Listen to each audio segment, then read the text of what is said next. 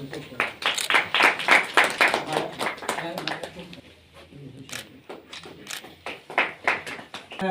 जी की वजह से हुआ है। हमारी संस्था को भी हमारी संस्था का स्वागत करेंगे।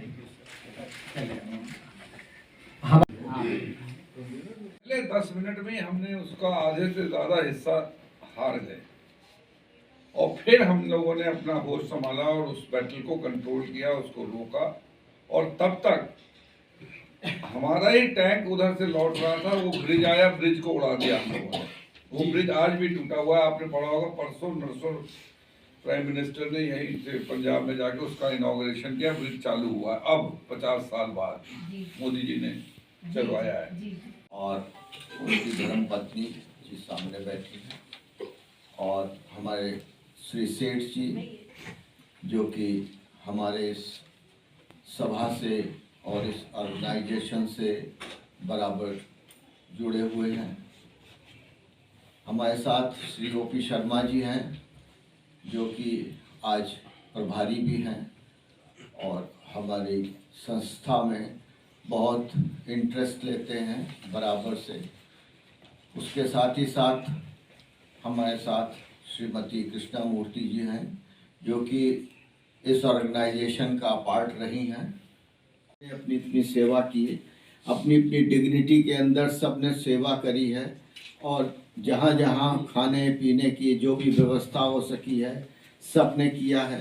कोविड-19 ने बहुत से एक्ट्स को जन्म दिया है, जैसे इंफॉर्मेशन टेक्नोलॉजी को जन्म दिया है। सारा सेक्शन 4 के हिसाब से वीडियो कॉन्फ्रेंसिंग से सारा कार्य होने लगा है।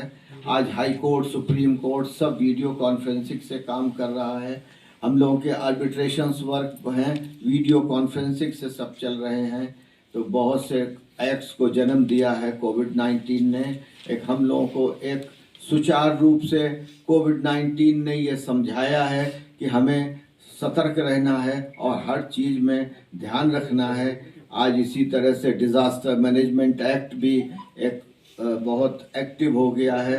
डिज़ास्टर मैनेजमेंट एक्ट के अंदर सुप्रीम कोर्ट ने कितने जजमेंट्स दिए हैं ना हो, लेकिन कुछ भी कार्य होता है तो उसमें ये सब डॉक्टर्स, इंजीनियर्स और जो भी साइंटिस्ट हैं सब हेल्प करते रहें। मैं यही आशा करूँगा कि जितने भी अवार्डीज़ हैं वो जब कोई परिस्थिति आती है तब उसमें सब में हेल्प करें और सबको जितना है जीवन दान करें। जितने भी हमारे गेस्ट हैं, हमारे माननीय श्री ओम प्रकाश शर्मा जी, हमारे sir ji, secretary and general respected Shri K M. Seth ji, honourable mister justice Rajesh Tandon ji, respected Prakash Nidhi Sharma ji और मेरे साथ जिन सबको आज यहाँ सम्मानित किया गया है वो काफ़ी पूरे देश से लोग आए हैं। और सबसे पहले तो मैं आपका धन्यवाद करना चाहता हूँ, आपको पूरी जूरी को, कि जिसने मुझे चुना और ये मुझे सम्मान दिया। इंटेलेक्चुअल की देश के अंदर अगर आप देखिए और आज़ादी से पहले भी तो इंटेलेक्चुअल्स की एक बहुत बड़ी भूमिका रही है। उनने हमारे डॉक्टर्स भी थे, हमारे टीचर्स भी थे, हमारे लेखक भी थे, पत्रकार भी थे और हमारे इन्वेंट पोएट भी रहे हैं। कहीं कंट्री को भी आगे ले जाता है और कहीं न कहीं समाज को भी कहीं न कहीं आगे ले जाता है। और all India conference of intellectuals 44 annual celebration year है। इसका मतलब ये है कि 44 साल से वो इस पर पूरे देश में और दिल्ली के अंदर अपनी महत्वपूर्ण भूमिका निभा रही है। इसके लिए वो बधाई के पात्र हैं और सब लोगों को जोड़ने का काम संस्था करती है। तो मैं थोड़ा बहुत लिखता भी हूँ और लेकिन मैं अपने बाबा के 2 जरूर शेर कहकर अपनी बात खत्म करूंगा कि आज इस चमन की हर कली मुस्कराई है, आप लोग आए हैं इस चमन में तो और बहार आई है। ये बहार अब जाने न पाए और चमन की कोई कली मुरझाने न पाए। जो जोड़ने को, बाग को सजाने का काम हमारे सभी रेस्पेक्टेड लोगों ने किया है, इसको कहीं हर जगह उसको कहीं ना कहीं हम लोगों ने आगे बढ़ाना है। हम सब लोगों ने अन्ना हजारे आंदोलन को भी कहीं ना कहीं हम लोगों ने आगे बढ़ाने की कोशिश की है और इंटेलेक्चुअल्स के बगैर सरकार का भी अच्छी तरीके से चल पाना संभव नहीं है और समाज के लिए भी। तो आज जिन लोगों को सम्मान दिया गया है, मैं उनका भी दिल्ली में हार्दिक अभिनंदन, हार्दिक स्वागत करता हूं। और जो हमारे ऑनरेबल सर जो लोग मंच पे बैठे हैं, मैं उनका भी धन्यवाद करता हूं। और मुझे बड़ी खुशी है कि आज उनके कर कमलों के द्वारा मुझे ये अवार्ड दिया गया। आपका बहुत बहुत धन्यवाद, बहुत बहुत शुक्रिया। और इन्होंने लिखा है कि उर्दू का शेर है कि मैं मुफलिस सही बेगाना सही तेरे दर पे सदा करके चला जाऊंगा, माना मेरे दामन में कुछ भी नहीं है, आया हूं तेरे दर पे दुआ करके चला जाऊंगा। तो आज मुझे बहुत बड़ी खुशी है कि all India conference of intellectual के बीच में, विचारवंत जो होते हैं उनके बीच में आने से हमें बहुत आनंद लगता है, क्योंकि कोई भी मूवमेंट होती है उसको वैचारिक दिशा होनी चाहिए। अगर हमें आगे जाना है तो हम कहाँ तक पहुँचे हैं, वहाँ पहुँचने के लिए कितना टाइम लगने वाला है, वहाँ पहुँचकर हमें क्या करना है, इसके बारे में इंटेलेक्चुअल के माध्यम से अपने को दिशा मिल सकती है। हमारे डॉक्टर B.R. अम्बेडकर, बाबा साहब अम्बेडकर बहुत बड़े इंटेलेक्चुअल थे। बाबा साहब अम्बेडकर जी जब स्कूल में पढ़ाई करते थे तब वो सातारा में जब उनके पिताजी सूबेदार रामजी सकपाल, जो सातारा में जब उनका ममहो में जन्म हुआ था मध्य प्रदेश में, लेकिन सातारा में जब उनकी ट्रांसफर हुई थी तो जब बाबा साहब अम्बेडकर जब स्कूल में जाते थे तब उनको स्कूल के बाहर बैठना पड़ता था। मतलब कास्टिज्म उस वक्त बहुत सारा था, ह्यूमन राइट्स को बहुत बड़ा खतरा तब पैदा हुआ था। लेकिन बाबा साहब अम्बेडकर जी ने संघर्ष किया, वैचारिक संघर्ष किया।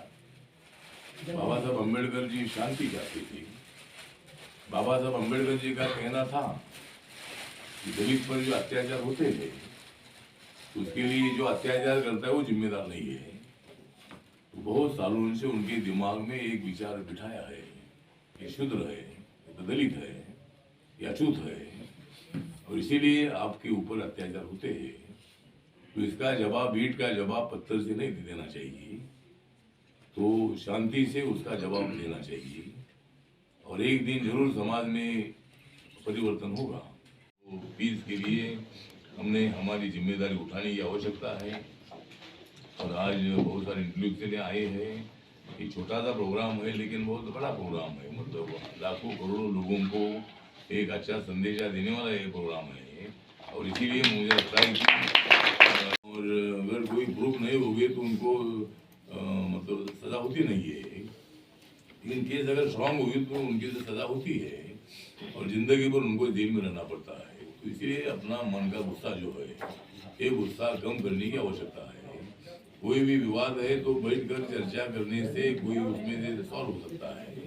खुद का भी नुकसान होता है, दूसरे का भी नुकसान होता है। एक आदमी एकदम गुस्से में किसी का मर्डर करता है और वो तो आदमी से चला जाता है, उसको मरना तो एक दिन ही है, लेकिन वो आदमी मरता है, लेकिन जो मर्डर करता है, मर्डर करने वाला जेल में जाता है, 10-10 साल जेल में रहता है, उसको फांसी की सजा होती है। हमारे टंडन जी इधर आए हैं, वो करता है। इसीलिए हमने जो छावनी है वो छावनी हमने हमारे बयान को नाम दिया था। तो इसीलिए मतलब हम किस पर अन्याय नहीं करेंगे, लेकिन हमारे ऊपर अगर कोई अन्याय करते हैं तो किस अन्याय का प्रतिकार हम करेंगे। इसी तरह की भूमिका थी।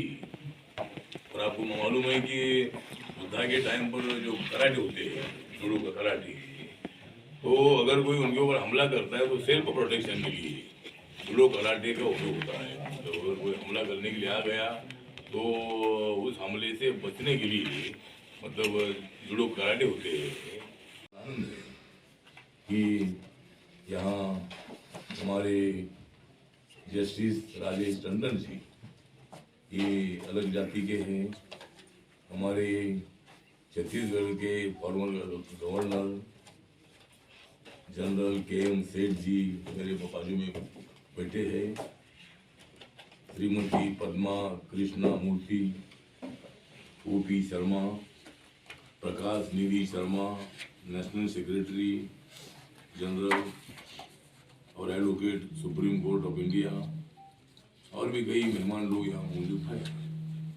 तो इनके बीच में बैठने का एक अलग सा आनंद है। हम तो पार्लियामेंट में बोलते रहते हैं, हमारे सभा में हम स्पीच करते रहते हैं, हम रोज लोगों को मिलते हैं, लेकिन आपको मिलने से हमें दिशा मिलती है। और कोई भी मूवमेंट होती है, ये मूवमेंट ह्यूमैनिटी पर आधारित होनी चाहिए। बाबा साहब अम्बेडकर जी ने बताया है कि अपना जो जात, धर्म, भाषा, पंथ, इससे देश सबसे बड़ा है और देश को महत्व देना चाहिए। जाति जाति में विवाद होता रहता है, लेकिन उसके बावजूद भी भारत देश हमारा देश है, हम सब एक है। इसी तरह की भावना हर आदमी के मन में पैदा करने की कोशिश होनी चाहिए। और भारत के बारे में हमें बहुत बड़ा अभिमान है कि जो डेमोक्रेसी है, ये डेमोक्रेसी जो अमेरिका में गई, लंदन में गई, दुनिया में गई, उसका कारण यह है कि 2500 साल पहले अपना देश पूरा बुद्धिस्ट था। सम्राट अशोका के बाद अपने देश में बुद्धिज्म पूरा फैला हुआ था और इसी तरह की भूमिका गौतम बुद्ध ने ली। और जहाँ बहुमत होता है तो बहुमत का निर्णय मान्य करना चाहिए, मतलब अल्पमत वालों ने बहुमत का निर्णय मान्य करना चाहिए। 11 लोग हैं तो 11 लोगों ने, 5 लोग एक बाजू में और 6 लोग एक बाजू में, तो 6 लोगों का 5 लोगों ने मानना चाहिए, अपना ओपिनियन रखना चाहिए, लेकिन जो बहुमत का निर्णय है, निर्णय मान्य करना चाहिए। वही अपने देश की लोकशाही है, लोकतंत्र है, अपने संसदीय पार्लियामेंट्री डेमोक्रेसी है। और आपने देखा है कि अटल बिहारी वाजपेयी की सरकार 1998 में, मैं उसी वक्त मैं रिपब्लिकन पार्टी से मेंबर ऑफ पार्लियामेंट था, हमारे आरपीआई की 4 MP थे, तो तब अटल जी की सरकार 1 वोट से हारी थी। तो 1 वोट को क्या कीमत होती है, 1 मैन 1 वोट 1 वैल्यू। चाहे माननीय राष्ट्रपति हो, प्रधानमंत्री हो, मंत्री हो, MP हो, MLA हो, आम आदमी हो, इंटेलेक्चुअल हो, सबके वोट को एक ही मतलब कीमत होती है। मुझे लगता है कि इसीलिए मतलब Indian democracy is the best democracy in the world. तो अमेरिका ने हमें लोकतंत्र सिखाने की आवश्यकता नहीं है। लोकतंत्र का मूल उगम इंडिया में हुआ है। बोध गया में सिद्धार्थ गौतम बुद्ध को ज्ञान प्राप्ति हुई और उसके बाद उन्होंने सारनाथ में जो 5 भिक्षुओं को दीक्षा दी थी, वो सब ब्राह्मण समाज के थे। तो हम लोगों को समानता के लिए काम करना है, इंटेलेक्चुअल के सहयोग से, इंटेलेक्चुअल के आदेश से, इंटेलेक्चुअल के विचारधारा से हमें अपनी मूवमेंट आगे बढ़ानी है। अपना देश को मजबूत करने की मूवमेंट हमें बढ़ानी है। ह्यूमन राइट हर आदमी को मिलना चाहिए, इसके लिए हमें मूवमेंट बढ़ानी है। समाज में शांति होनी चाहिए, इसके लिए हमें मूवमेंट बढ़ानी है। में जब मैं रहता हूँ तो मुझे ये लगता है कि मैं और भी मंत्री बनूंगा अगर इंटरव्यू करने की आवश्यकता है। मुझे लगता है कि मेरा प्लेन भी मुझे मुंबई से जाना है और आपने बहुत बड़ा मुझे आग्रह किया था और आप लोगों को मिलने में भी मुझे मतलब मुझे कल ही मुंबई से जाना था क्योंकि हमारी पार्लियामेंट हुआ तो रामानंद सागर साहब को भी हमने अवार्ड किया। हमने धर्मेंद्र और हेमा मालिनी, इनका जो पिक्चर की लाइफ है, इनके लिए इनको अवार्ड किया। देवानंद साहब, उनको अवार्ड, नौशाद साहब को अवार्ड किया। दिल्ली में हमने श्रीमती शीला दीक्षित उस समय मुख्यमंत्री थी, उनको ये दिल्ली रत्न का अवार्ड किया। हमारे श्री अरुण जेटली साहब, उनको ये अवार्ड किया दिल्ली रत्न का। हमारे उसके बाद विजय गोयल साहब मंत्री थे हमारे सेंटर में, उनको अवार्ड ये किया। और हर्षवर्धन जी, उनको ये अवार्ड किया। पंजाब के उप मुख्यमंत्री रहे श्री सुखबीर सिंह बादल, कैप्टन अमरिंदर सिंह, उनको भी किया। Thank you. आपसे भारतीय आए भी थे। नहीं कृष्ण मूर्ति ना ये इधर आ जाओ कृष्ण। पांडवाना बैठाओ बैठाओ बसा तुम्हें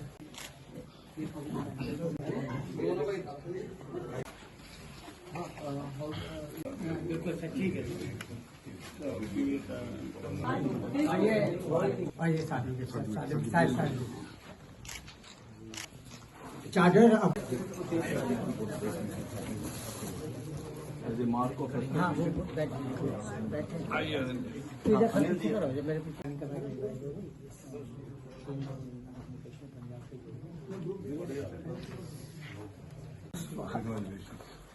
थैंक यू सर, धन्यवाद। सर धन्यवाद। और आपकी पगड़ी तो आपको देनी नहीं पगड़ी फिर भी इसको ऊपर रख लो। नान में रहे ना नान में हिमाचल में।